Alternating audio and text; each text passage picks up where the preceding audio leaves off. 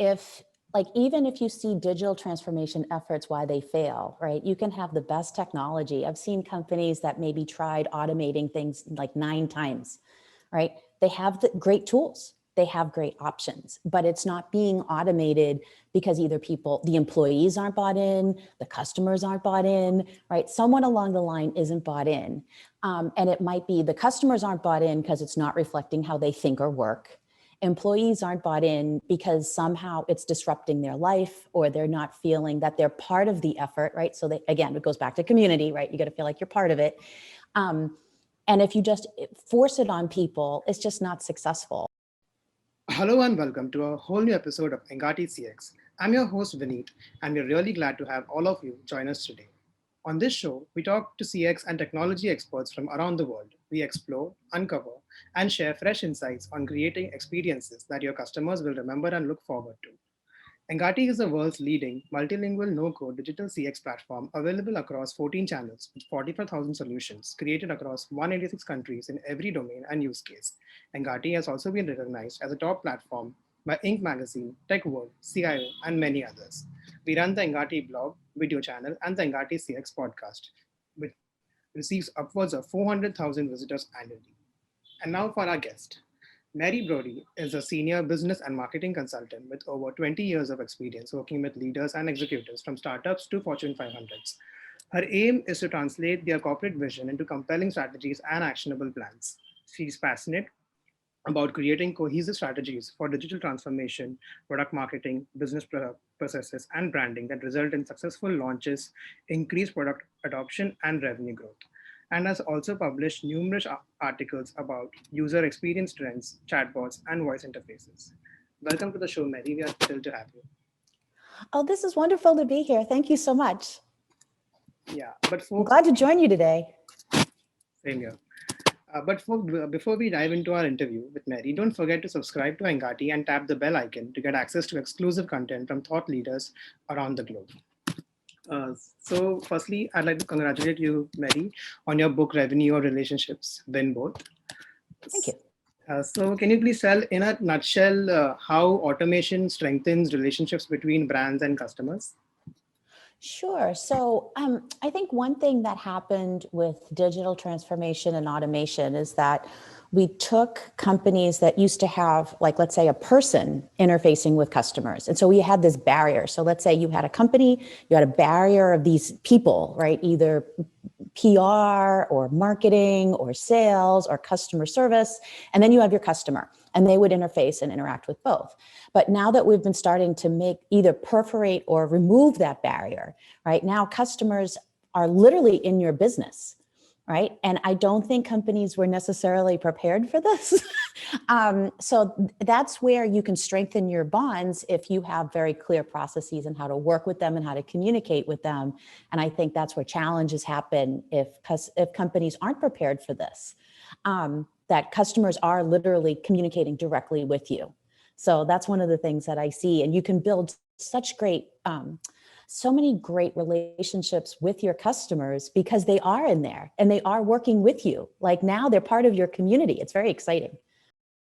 So the aim is to make them like not only just customers, but they become like your partners. Yes. Okay. Yes. Yes. And I think that's been happening. I think we're noticing that with the development of communities, like customer communities in general, and how I would say even on social media, how they're starting to do work for their for these companies, right? And the brands, and sharing information and sharing knowledge. Some cases, if you ask me, some of these influencers or even just general customers end up becoming more like an employee. Sometimes, in some cases, they're better. Now they spread the information. They're like little salespeople. They take loyalty to like a totally new level. Yes, they do. They do. And that builds the trust. And then more people find that company credible, right? And so if the company is very accountable, that's where I look at some different metrics. Like to me, revenue is one output of a company. To me, the company is about all the relationships that you build. And one output is revenue, but you also have, like you said, loyalty, you have engagement, you have the brand, and then you also have accountability, right? So if the company is accountable, if all these things are in sync, your revenue numbers are going to be great. But if your relationship, like the other metrics of your relationship isn't so great, that revenue is going to be challenged. And I think we see that in companies, right? If the customer relationships aren't great, eventually the revenue is challenged. Correct. So, like, what can be some of the reasons people abandon their interactions with companies and don't repurchase? And how do you think companies can, overcome this? So I have like two kind of views on this. Like in some cases, it's more product and choice related by the customer, right? So either the customer doesn't understand what the company does, right? That happens sometimes. They don't understand the problem you're solving, or they don't understand your solution, or let's say they just prefer the competitor, right? For whatever reason. Or there might be some other factors in the sales decision process, right? Like they're just not ready, or they're just somehow not connecting with your company. But in the other case where they just leave and they never come back and they never purchase again, sometimes, like I have this article, there's like 6 reasons, and a few that I can just remember right off the top of my head. There really comes down to employees not feeling empathy or compassion for the customers. That's what it comes down to on the bottom line of why they finally leave and never come back. So if you push someone to leave and never come back, that's a sign of something larger happening. Either you're not delivering what they need, somehow you have destroyed the relationship with your customer. They might not feel a sense of why they should connect to your company. There might be something going on with influencers not connecting. That's another sign that you have a serious problem. So there's a lot of like different signs and signals that might happen to show you that your employees just aren't connecting with your customers. That's really the bottom line. Yeah, I really like that point that unless and until the employer doesn't go into the customer's shoes and understand the entire customer journey, they will not be able to empathize with them. Yeah, there's a great article at Harvard Business Review. It really changed my perspective about the whole like company brand and customer relationship. And it has to do with the problems that you solve, right? And if you don't define that well, or you don't define it in the context that a customer understands it or wants to connect. So they use this example of, it was this contractor who built all these condos, and they couldn't sell the condos and they couldn't figure out why. And then they started finding out when they talked to the customers, they weren't buying because they didn't have a place to put the heirloom piece of furniture. And that sounds so minor, but it really was a big deal. Like they couldn't put their credenza somewhere, or they couldn't put the dining room table somewhere. And so they redid the design of all of the different condos. Lo and behold, they had a place to put that big piece of furniture, and they sold them all. And there have been other cases of that too. What's the problem that you're really solving for your customer? And do they understand that? Because if they don't understand it, they don't prioritize it, right? They don't feel a need to have it. They're just not going to make that decision because they need to be driven to do this. And if they're not driven, they're not going to do it. And take every small thing into attention because you don't know which one will work for you. Yeah. So how can companies connect the dots between customer experience and digital transformation? Yeah, I think they really need to understand if a company really understands its processes and how it should work ideally with customers and do some dry runs before they automate it, then I think that'll start to really connect with them, because you have to have that emotional factor. And I think sometimes that's overlooked, because I think at first when we were automating, and we did a lot of the initial digital transformation, it was more, let's try to get just the transactional side down. But now we're starting to get into the more emotional side of the influential, the more decision making, the more let's collaborate, right? Let's work together, right? That's all relationship building type of work that needs to be done. So that needs to exist somewhere in the process. And so once you start to try to build that relationship and that connection, that's when you start to see things really shine. Because I think we'll see sometimes, like, let's say you leave something in your cart, right? And you get that email, like, go to your cart and take a look, right?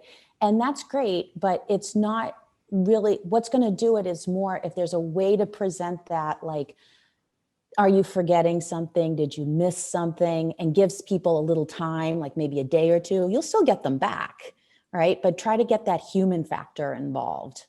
And that's going to really help drive it home. Yeah, wonderful. Because the getting in the human factor will definitely, make it seem less salesy and more like actually you care for your customer. Yeah, there was, this happened years ago, and it was when I was working at Hotwire. They created this email, and it was a cross-sell email, but the tone of it was kind of like, don't forget, like caring, like, we know you're taking a trip and you might need a hotel or a car, right? That was the tone of the email. And one of my friends got it and said, that was so nice. They cared for me. And I had to break the news, like, no, it was a cross-sell email. But it came across that way. And I think we see that sometimes also in when we get materials from, let's say, different companies we work with, right? We do feel special. Like I know one time I got an email to complete a survey from Apple. I felt so special, right? Or LinkedIn will say to me, I pay for like my LinkedIn account, right? And some to get some of the lead services. And sometimes I'll get an email that says, oh, participate in this survey, and they make you feel special. And I know that it's because I'm part of that group, but it does help you to have that human element and participate because you feel like you're part of a community, right? We go back to, you're in their business, literally, you're in their business. Like you are part of their success because without you as a customer, they can't succeed. They don't make money. Correct. So how do you see, what is the biggest obstacle in this digital transformation? Apart from, of course, what we spoke about, the human element. I'd say it really does go back to the human. It always goes back to the human element. Okay.